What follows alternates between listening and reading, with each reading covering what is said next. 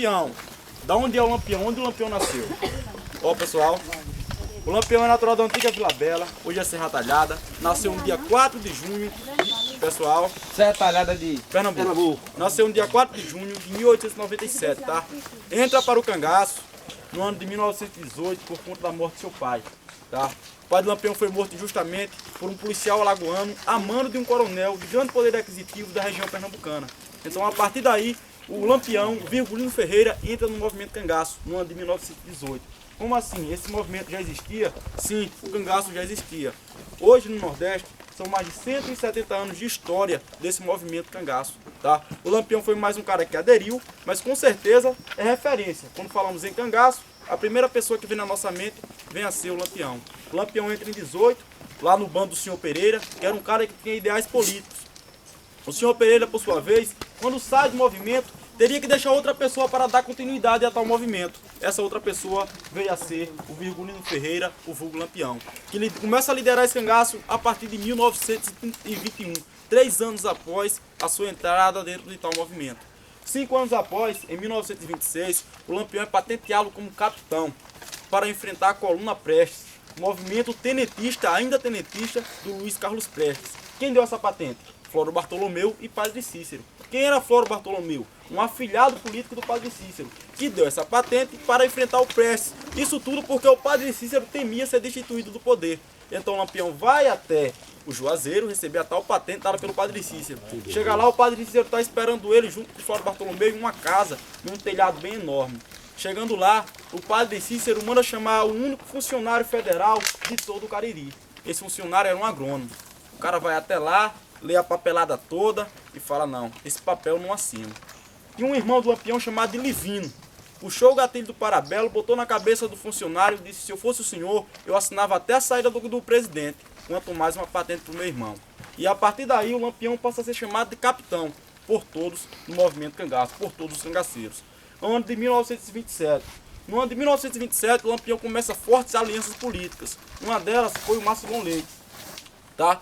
O Macilon influenciou o Lampião tanto que levou até Mossoró, Rio Grande do Norte, onde o Lampião tinha o objetivo de entrar na cidade e assassinar Rodolfo Fernandes, então um governante da cidade na época.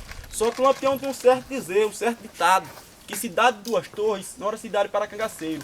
Cidade onde possuía igreja, que nessa igreja tinha 2 torres, onde os policiais poderiam ficar entrincheirados, atirando de cima para baixo. O Lampião, ao chegar em Mossoró, ele encontra uma forte resistência, não consegue entrar na cidade, acaba levando um tiro no tornozelo, ele fica manco a partir do dia 16 de junho de 1927 e recuando com seu bando. Além da recuada, o Lampião perdeu um de seus homens, foi o Jararaca.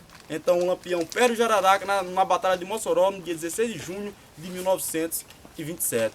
Tá? 2 anos mais tarde, 1929, é onde o cangaço chega no apogeu. São mais de 98 pessoas dentro de tal movimento, entre homens e mulheres. 1930. Depois de 1930, tá bom? O Getúlio Vargas assume o governo. Então ele lança um acordo entre os estados do Nordeste brasileiro, onde a polícia do estado poderia entrar no outro, à procura do movimento cangaço. É a partir daí que os policiais passam a ser chamados de polícia volante, forças policiais que giravam em estados indeterminados à procura do movimento cangaço. No entanto, o estado de Sergipe não estava incluso. Mas como assim? Por quê? Porque o interventor federal era um grande amigo do Lampião. O senhor Onildes era um cara que protegia Lampião aqui no estado de Sergipe. Então não viu interesse algum em ratificar tal acordo, ou seja, o estado de Sergipe fica fora. 1935, vem a morte do Benjamin Abraão Boto. Quem foi esse sujeito, Benjamin Abraão Boto? Era um cangaceiro? Não. Benjamin Abraão foi o fotógrafo e cineasta do movimento cangaço. Foi o cara que veio para o Brasil à procura do Padre Cícero, porque era o padre que fazia milagres na época. E quando chega no Brasil, ele toma conhecimento de algo muito mais fascinante, muito mais interessante, que renderia muito mais para ele, que seria o movimento cangaço. Ele entra no cangaço lá por volta de 1928 e vem a morrer em 1935. Quem foi o responsável pela morte do Benjamin? Os cangaceiros, os coronéis? Não, o DIP, o Departamento de Imprensa e Propaganda da época. E manda assassinar o cara foi assassinado com 42 facadas e na cena do crime, um deficiente físico e mental, suposto assassino do Benjamin Abraão Boto. 1938, 3 anos após a morte do Benjamin. O Lampião está um cara cansado, com 40, quase 41 anos de idade. e ele decide passar a sua patente de capitão para outra pessoa. Essa outra pessoa seria o Curisco, o Diabo Louro, seu braço direito ali dentro daquele movimento cangaço. Ele marca a Grota dos Angicos, local onde estamos agora, como ponto de encontro entre todos os cangaceiros. Como assim? Todos não andavam juntos? Não. Em 1929, o Lampião dividiu, fracionou o movimento cangaço. Ele dividiu em 4 subgrupos e a cada subgrupo ele deu um sublíder, que foi o Zé Sereno, foi o Curisco, foi o Labaredas e, claro, o Lampião. Então, em 1938, o Lampião marcou, no dia 26 de julho de 1938, o Lampião marcou a Grota dos Angicos como ponto de encontro entre todos esses. O Lampião chega aqui no dia 26, no dia 27 chega o Zé Sereno. Então o Lampião está à espera de mais 2 subbandos, o do Ângelo Roque, o Labaredas, e o do Curisco, o Diabo Loiro. Então ele viu que os mantimentos estavam ficando poucos, escassos, não iam dar para o resto do pessoal que estava para chegar dentro da Grota dos Angicos. Tá? E aí ele manda chamar o seu coiteiro, o Pedro de Cândido. O que é um coiteiro? O coiteiro é o sujeito responsável por informar e proteger os cangaceiros. O coiteiro do Lampião aqui dentro da Grota dos Angicos era Pedro de Cândido, dono da fazenda de Angicos. Na verdade, Pedro e Duval, os 2 irmãos. O Pedro é chamado pelo Lampião, ele vem até a grota, o Lampião passa uma certa quantia de dinheiro a ele e diz assim: Pedro, vai até a feira de Piranhas e compra mantimentos para o bando. Então Pedro, no dia de quarta-feira, dia 27 de julho de 1938, vai até a feira de Piranhas e começa a comprar. Imagina vocês, um cara que era casado, tinha sua mulher, tinha um filho pequeno e tinha seu irmão. O cara chegando na feira e comprando para mais de 35 pessoas. A população veio a desconfiar. Não só a população, como um outro coiteiro. Esse outro coiteiro era o Joca Bernardes. O Joca costumam dizer que ele era um mercenário. Ele trabalhava para quem pagasse mais. Então, ora trabalhava para a polícia, ora trabalhava para os cangaceiros. Então, o Joca viu a movimentação do Pedro lá na feira, foi até a delegacia, chegou na delegacia e encontra o sargento Aniceto Rodrigues. Ao encontrar o sargento, ele fala: sargento, vai até a feira. Não só eu, como boa parte da população de Piranhas desconfia que Pedro seja o coiteiro do Lampião. Então o sargento vai até a feira, na época era uma ponte, o ponto mais alto daquela feira era uma ponte, onde o trem passava. E ele começa a olhar a movimentação do Pedro e vê que realmente tem algo de errado. O cara tem uma família muito pequena e está comprando meio saco de farinha, meio saco de carne seca, muita rapadura, então era muita coisa mesmo. Então o sargento começa a desconfiar. Lá da feira, o sargento grita em alto e bom som para todo mundo escutar: meu povo, não se preocupe, pois eu e minha volante vamos até as mediações de Canapi, à procura do Lampião e seu bando. Ou seja, Canapi, em relação a Piranhas, é lá no outro lado do estado. Então a população começa, os boatos entre a população, eles começam a falar.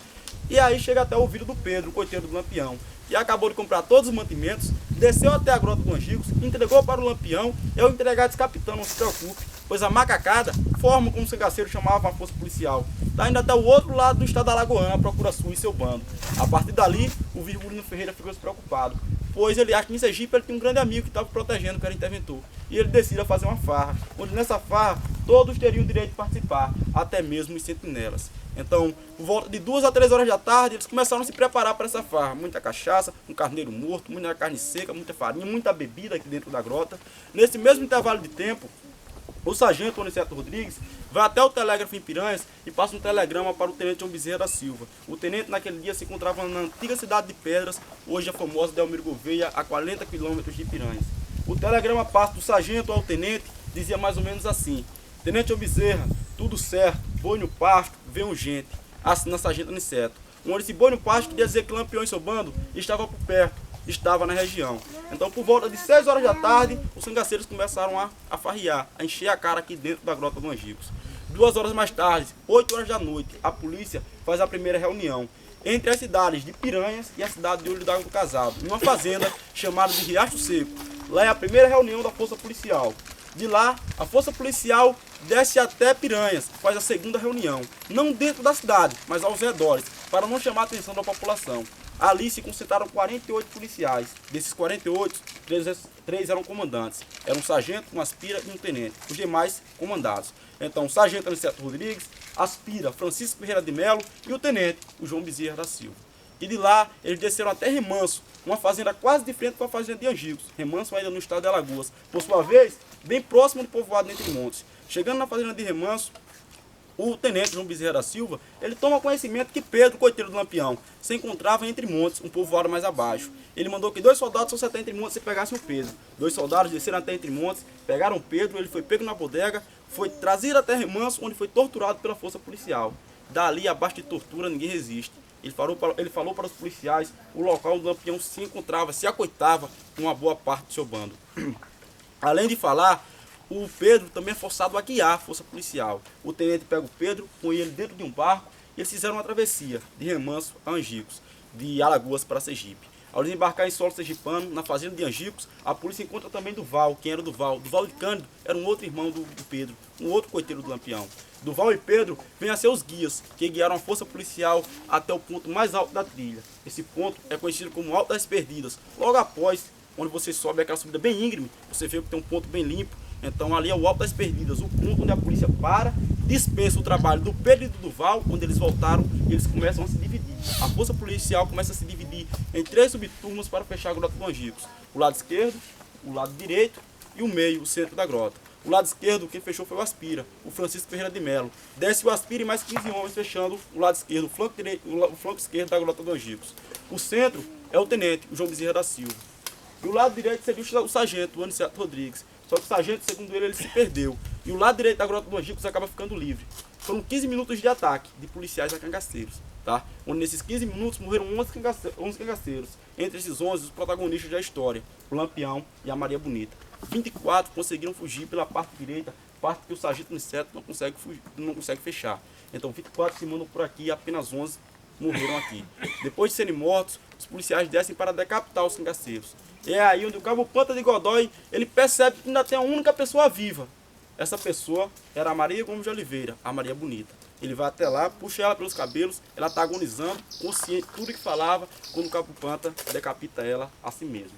Essas cabeças decapitadas aqui, na Grota dos Angicos, foram levadas até o Palácio Dom Pedro II, lá em Piranhas, ficou nesse posto durante 2 dias, e lá elas passaram por várias outras cidades, até para em Salvador, na Bahia, passando lá 31 anos no Lula Rodrigues, o Instituto Médico Legal de Salvador, entrando em 1938 e saindo em 1969.